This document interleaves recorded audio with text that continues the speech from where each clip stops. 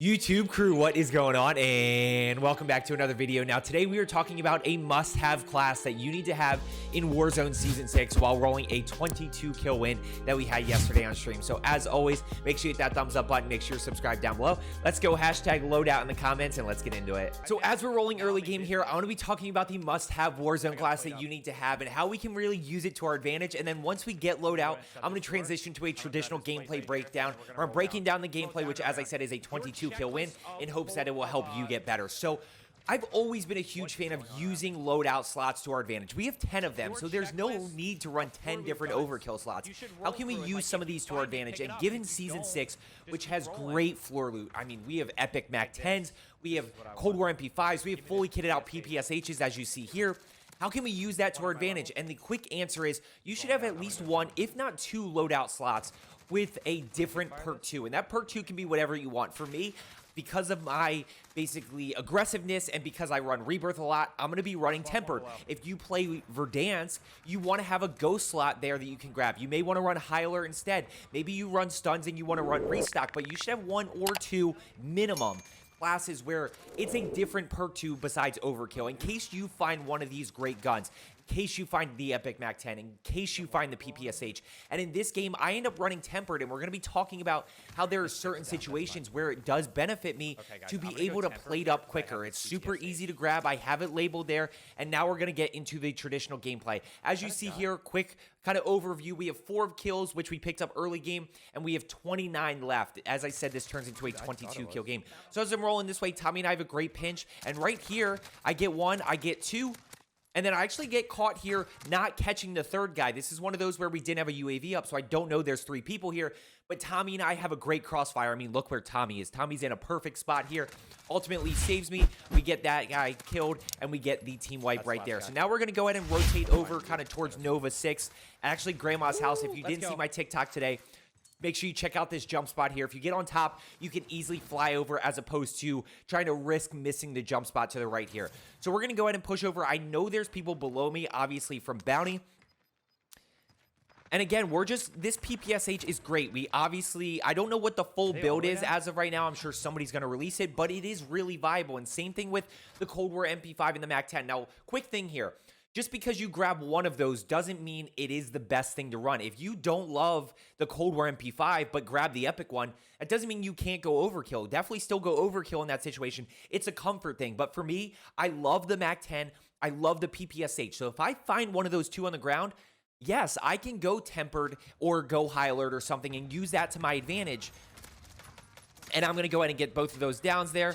And I heard him stick the res there. And that's why I ultimately pushed that. I anticipate that. Now, that's kind of a weird situation. Let's talk about that one because you don't know which guy you're going to shoot first. So you have to be hyper aware of which guy you shoot first. If you shoot the guy that's full health, you're going to have to shoot that guy more and then snap to the guy that is basically low health. But if you shoot the guy low health, you got to be prepared for the other one. So just something to keep in mind there when you hear somebody sticking the res. And now this is a situation where we're approaching this fight and you're really going to see how Tempered comes into play to my advantage. Is it a make or break? Absolutely not. But does it help me? Yes, it helps me a ton. So I hear somebody below me here, and I'm going to go ahead and challenge this person who ends up being ghosted. Now, in Verdansk, you can definitely run Ghost with this off the rip. In Rebirth, guys, don't run Ghost in Rebirth. Please don't. Like, please. I mean, you can, but run something else and just get better at approaching situations and fighting situations. This way, if you do play Verdansk, you can take that over. So I'm going to go ahead and challenge this guy, and I want you to notice this dot. This is something that I notice a lot in terms of using the minimap to my advantage. Watch the movement on this guy, right? Which way is he moving? Notice he's moving towards me, so at that point I know he's pushing. Now right here, Tempered, I'm already replated, right? It only takes 2 plates as opposed to 3. I'm going to shoulder, and now I can confirm that he's pushing, and watch how I challenge this. I'm going to challenge this. I'm not going to slow peek that. I'm going to full send this because he's not going to expect me. He's not going to be ready for that challenge, and look how much I take. I take a plate and a half. Again, Tempered, I'm going to go ahead and plate up here. Boom, we're replated. We're ready to get back in the fight. That's why I think Tempered is the best Perk 2 in terms of, hit it, guys. You know, what options you have in terms of what you can run. If you do run Stuns, definitely run Restock. That's going to be a huge advantage for you there. High Alert, you can run. I think, given the small map, High Alert's probably not the best for Rebirth. But again, High Alert in Verdansk is definitely valuable. especially when it comes to the dead silence aspect. In case you didn't know, they added in that you can hear dead silence footsteps with high alert. Not where I want. So that's something that you can use to your advantage. Now I'm going to go ahead and get this guy here that's pushing in. That's an easy kill. And then we're going to go ahead and challenge this guy that's above me. One right above me. Tempered, again, replayed it. Oh, I didn't replay it. It canceled it. That's unfortunate. Now I'm going to go ahead and challenge this guy. Guys, watch how I hip fire this to get the the full kill. That's easy right there. Now we have 12 kills with 16. Ooh, this could actually be This is where farming kills becomes super advantageous and allows you to get higher kill games. 16 people left 12, but I finished with 22 kills because people are respawning back in. It's something we can use to our advantage to ultimately get more kills. I'm going to pop a UAV there. I rotated up to Grandma's house, popped UAV. Now we kind of see where everybody is. Now I see this guy down below here. There's actually 2 down below, so I got to be aware of that. I'm going to go ahead and push this way right here. And what I'm going to get is this second guy. That's just a good third party. It's an easy kill, and that's something that I talk about a lot. How do we get easy kills? Well, third partying is an easy way to get kills. And we got a lot of people around here. Watch how we play this. I'm going to play this from the back. Boom. I'm going to get one. And now I'm going to go ahead and challenge 2. And I'm going to hip fire right there for the easy kill. And guys, this is where... Again, this is kind of a combination of a gameplay breakdown, but also showing you that these floor loot guns are really viable. These are great builds that you can be using to your advantage to get an advantage with that Perk 2 slot. Again, rolling in, we get the third party. Unfortunately, it's the third party on my teammate with Tommy. Tommy goes down. Oh, I want to talk about this situation because this guy's hot mic was great. This guy was like, how did you know I was here? Well, I knew you were there because of this. He's below, right? Where's his natural rotation going to be? He's naturally pushing from below me. He's pushing left.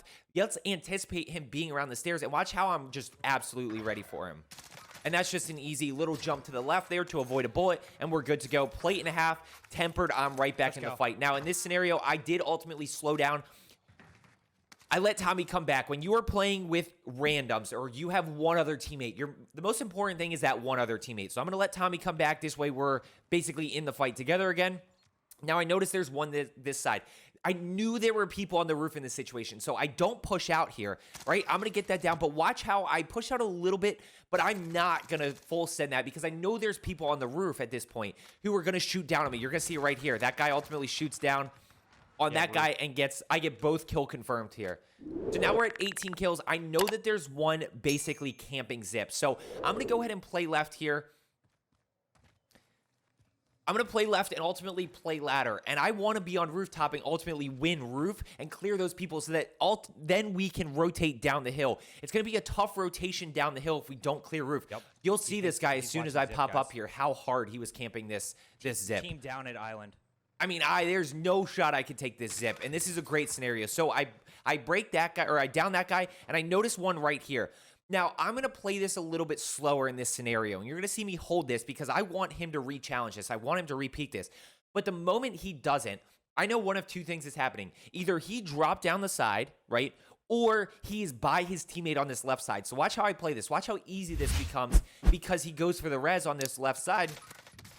And I knew he was basically somewhere over here. He either dropped down and I was going to get the thirst, or he was somewhere over here. So now we get 2 down, 2 thirsted. I'm going to go ahead and reload. I know this guy's on our level and there's one below. And I'm going to go ahead and re-challenge that. That's an easy kill right there. Now we have 21 with 8 people left, 3 teams. I'm going to go ahead and push the guy down to the left. And this end circle was just super unfortunate in terms of getting kills. I don't understand how they distribute like who gets the down and who doesn't, but all I know is I got absolutely ripped off with this one where I absolutely torched that guy. Somebody stole that one from me. I couldn't believe this guy was 9.8, really didn't know where they were. So I'm going to go ahead and anticipate. Look at the centering, just absolutely ready for that person. That's 22 with 7 people left, and of course that guy's down. And this one too, I don't understand why I don't get this kill. I had that guy less than a bullet and somebody snipes him. That's a 22 kill win. So make sure you have your classes set up. I would say 1 or 2 where you can run basically a different second perk, a different perk 2 based on your floor loot guns. Ultimately use that to your advantage. Hope you found today's video helpful. Let's get better today and I will see you tomorrow.